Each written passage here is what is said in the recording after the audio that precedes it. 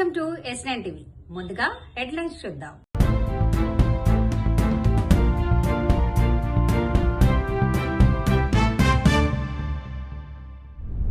అనిత మాటలకు మీరే సమాధానం చెప్పండి. అనంతపురం జిల్లాలో SBI ATMను ఎత్తుకెళ్లిన దొంగలు. డొమెస్టిక్ వర్కర్స్కి చట్టపరంగా న్యాయం చేస్తాం. జర్నలిస్టు కుటుంబాలకు ఆర్థిక సహాయం. ఈ వ్యక్తి మాట్లాడినటువంటి మాటలు ఒకసారి మిమ్మల్ని అడుగుతా, మీరే సమాధానం చెప్పండి.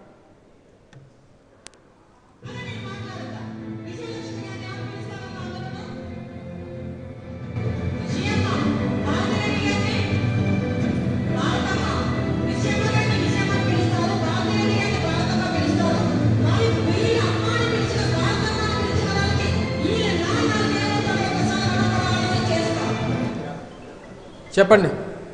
మహిళా సోదరిమణులు ఉన్నారు, సీనియర్ రిపోర్టర్స్ ఉన్నారు. భారతిరెడ్డి గారిని భారతమ్మ అని పిలుస్తారు, విజయలక్ష్మి గారిని విజయమ్మ అని పిలుస్తారు.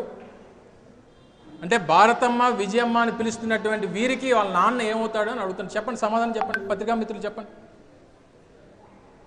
చెప్పమ్మా ఏబిఎన్ రామకృష్ణ చెప్పండి. కాదు అడుగుతున్నాను, చెప్పండి. అంటే నేను మిమ్మల్ని ఏమనట్లా, దానికి అర్థం ఏంటో చెప్పండి అని అడుగుతున్నా. ఈ మాటలకి ఏ రోజున క్షమాపణ చెప్పింది ఆవిడ?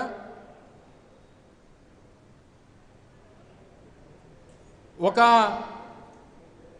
రాజకీయ నేపథ్యం ఉన్నటువంటి కుటుంబం, ఒక ముఖ్యమంత్రి భార్య గురించి, ఒక మాజీ ముఖ్యమంత్రి భార్య గురించి, దివంగత మహానేత రాజశేఖర రెడ్డి గారి భార్య గురించి, వైఎస్ జగన్మోహన్ రెడ్డి గారి భార్య గురించి మాట్లాడినటువంటి మాటలు ఈ రకంగా ఇంత నీచంగా మాట్లాడితే ఏ ఒక్కరు తెలుగుదేశం పార్టీలో ఈరోజు మాట్లాడుతున్నటువంటి సోకాల్ నాయకులు, సోకాల్ మంత్రులు, మరి వారికి అప్పుడు మహిళా లోకం గుర్తురాలేదా? మహిళల పట్ల చేసినటువంటి అనుచిత వ్యాఖ్యలు గుర్తురాలేదా? ఈ చేసినటువంటి వ్యాఖ్యలకి వారిని ఏ రోజైనా సంజాయిషి అడిగారా?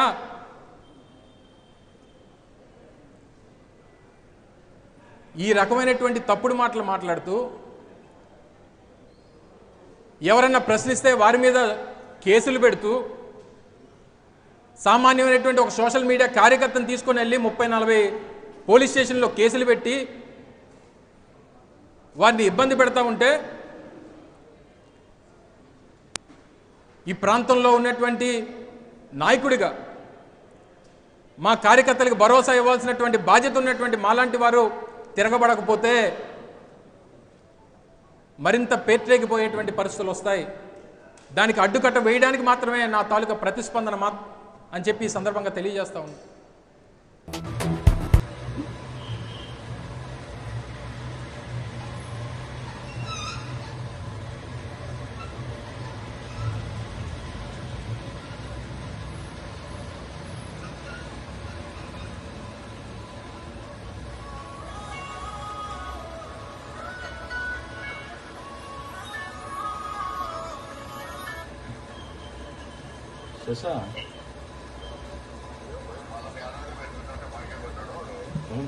చేస్తాను సార్,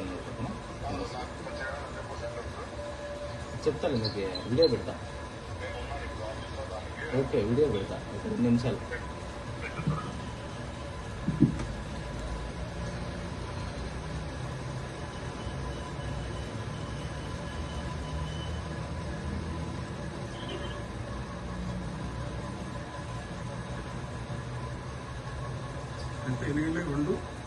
రెండు స్టార్ట్ అయింది సార్. దగ్గర మనుషులు పోతానే వేసుకున్నాను. లోపల ఉన్నారు, బయటకు వచ్చారు.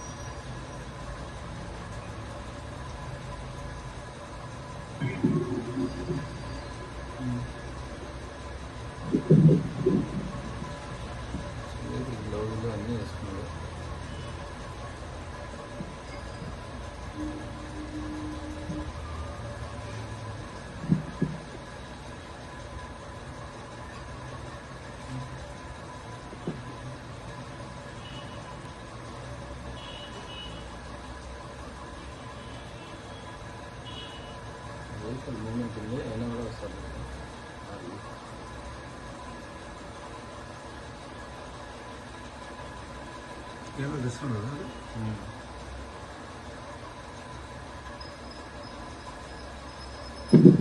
రెజల్యూషన్ ఎంత ఉందో ఇది?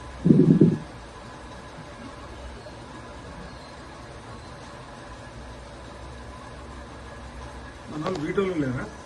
వీటిలో ఉన్నారు సార్, ఏటీఎంలు చూసుకోవాలి కదా. వీడియోలు ఒకటి 4 సార్లు తిరిగాను. 2 గంటలకు కూడా చూడకుంటే ఎట్లా? 12:05 ఫోటో 12:20 ఫోటో పెట్టారు సార్. సార్ ముగ్గురు ఉన్నారు సార్.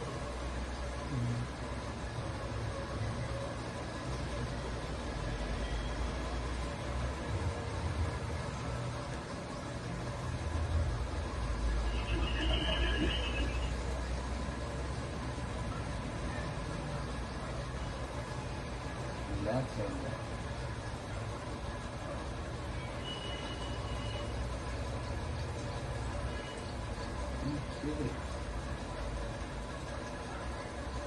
ఫస్ట్ తెగిపోయినట్టుంది, జారిపోయినట్టుంది.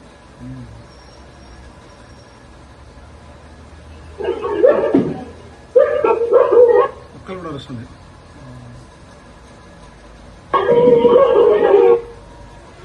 ఆట పడిపోతున్నాడు గంజాడు వాడు చూలే. వెళ్ళలేదు సార్.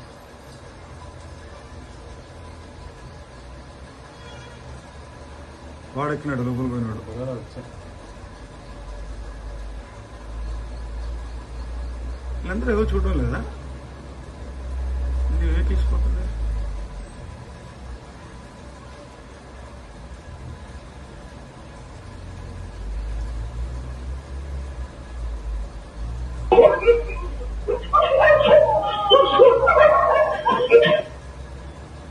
మన వాళ్ళు ఎవరు మూమెంట్ లేదు సార్.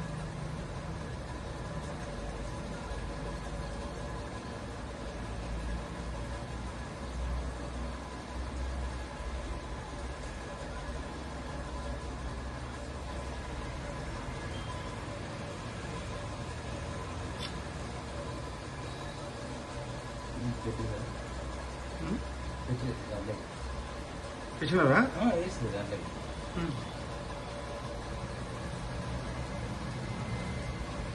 మన ఇది ఏదో లైటింగ్ వస్తుందా దీని మీదకి, కిటికీలోంచి దేనిలోంచి?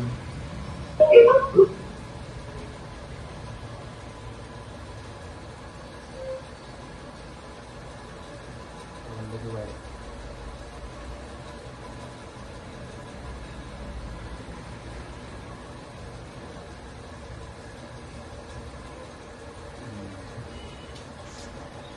ప్రాథమిక కర్తవ్యం.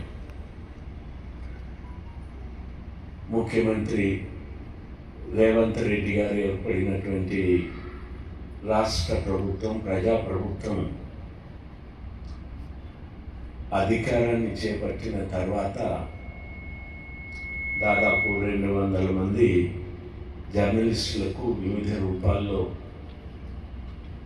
చనిపోయిన కుటుంబాలకి ఏకమొత్తంలో 1 లక్ష రూపాయలు, అలాగే నెలసరి 3,000 రూపాయలు చొప్పున 5 సంవత్సరాల పాటు చిన్నపిల్లలు ఉంటే పాఠశాలలో చదివే విద్యార్థులకి నెలకు 1,000 రూపాయలు చొప్పున 2 పిల్లలకి అదనంగా 2,000, మొత్తం 5,000 రూపాయలు ఇవ్వటానికి ప్రభుత్వం నిర్ణయించింది. అందులో భాగంగానే ఇవాళ కొంతమంది కుటుంబాలు, చనిపోయిన కుటుంబాలకి ఈరోజు చెక్కుల ప్రదానం జరుగుతుంది. మనం కోరుకోము ఇలాంటివి ఉండాలని, కానీ అనివార్యమవుతున్నాయి. ఇవాళ జర్నలిస్టులకి రాష్ట్ర ప్రభుత్వం మెడికల్ సౌకర్యం కల్పించడానికి ఉద్యోగులతో పాటు, రాష్ట్ర ప్రభుత్వ ఉద్యోగులతో పాటు మనకి కూడా వర్తింపజేయటానికి వర్కింగ్ జర్నలిస్టులకి సన్నాహాలు జరుగుతున్నాయి. ఇతర సంక్షేమ చర్యల గురించి మిత్రులందరికీ తెలుసు.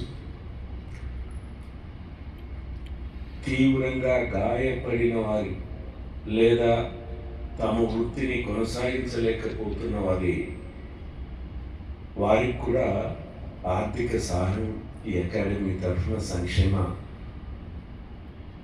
కమిటీ తరఫున వారికి కూడా ఇవాళ ఆర్థిక సహాయాన్ని కొంతమందికి అందజేస్తున్నాం.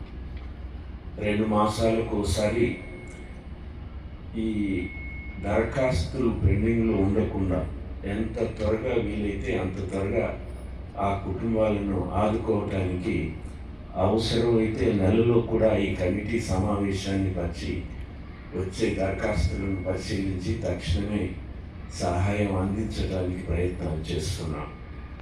అందులో భాగంగానే మొన్నటి వరకు వచ్చినటువంటి దరఖాస్తులను పరిశీలించి దాదాపు సమాచారం సక్రమంగా లేని దరఖాస్తుదారులకు కూడా ఇక్కడి నుంచి అకాడమీ కార్యదర్శి గారు, ఇతర అధికారులు, సిబ్బంది మీ దరఖాస్తులో ఇది లోపం ఉంది వెంటనే పంపించండి, లేదా మీ దరఖాస్తులో సివిల్ సర్జన్ సర్టిఫికేట్ లేదు, మీ దరఖాస్తులో ఇన్కమ్ సంబంధించినటువంటి సర్టిఫికేట్ లేదు, లేదా కుటుంబ సభ్యులకు సంబంధించి బ్యాంక్ ఖాతాలలో ఉన్నటువంటి లోపాలు తెలియజేస్తూ ఏ ఒక్క దరఖాస్తుని నిరాకరించకుండా సాధ్యమైనంత వరకు అందరికీ సాయం చేయడానికి ప్రయత్నాలు జరుగుతున్నాయి.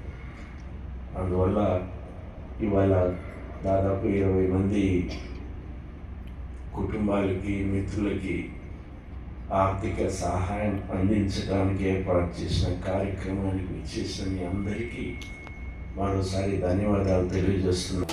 రాజీవ్ గాంధీ ఆరోగ్యశ్రీ స్కీమ్ కింద మీకు 10 లక్షల వరకు ఫ్రీ ట్రీట్మెంట్ ఉన్నది. ఎక్కడ కూడా ఇంకెక్కువ ఖర్చు అయితే కూడా సీఎం రిలీఫ్ ఫండ్లో మనం అప్లై చేసుకోవచ్చు. ఇవన్నీ కూడా మీ సంక్షేమం కోసమే మన కాంగ్రెస్ ప్రభుత్వం తీసుకురావడం జరిగింది. మీరు మంచిగా ఉపయోగించుకోండి. మళ్ళీ రేవంత్ రెడ్డి గారు వచ్చిన తర్వాత మనము రాష్ట్ర వ్యాప్తంగా 120 అడ్వాన్స్ టెక్నాలజీ సెంటర్స్ మన పిల్లలకు కూడా మంచిగా ఐటీఐ ట్రైనింగ్ ఇప్పించి వీళ్ళందరికీ అడ్వాన్స్ టెక్నాలజీ సెంటర్లో మంచిగా ట్రైనింగ్ ఇప్పిస్తే బయటికి విదేశాలకు పంపించడానికి కూడా మంచి అవకాశాలు కల్పిస్తున్నాను.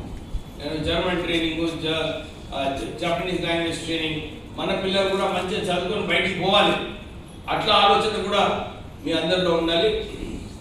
సో నేను కూడా కోదండరామ్ గారితో మాట్లాడి చట్టంలో మీకు ఇంకెక్కువ బెనిఫిట్స్ ఏం తీసుకురాగలుగుతాము, ఎట్లా చేయొచ్చు, వెల్ఫేర్ మెజర్స్ ఇవన్నీ కూడా ఆలోచించి మనం చట్టం డెఫినెట్లీ త్వరలోనే తీసుకొచ్చేలాగా ప్రయత్నం చేస్తానని చెప్పి మీ అందరికీ ఒక భరోసా ఇస్తాం.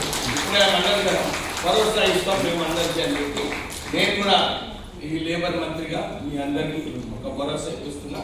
ఏదో ఒకటి తీసుకొద్దాం, మీకు మేలు చేయడానికి, మీకు ఒక భద్రత కల్పించడానికి, ఒక అవేర్నెస్, ఒక కల్చర్ చేంజ్ చేయడానికి, ఇవన్నీ చేయడానికి ఏదైతే నిర్ణయాలు తీసుకోవాలో డెఫినెట్లీ త్వరలోనే నిర్ణయాలు తీసుకుంటాం.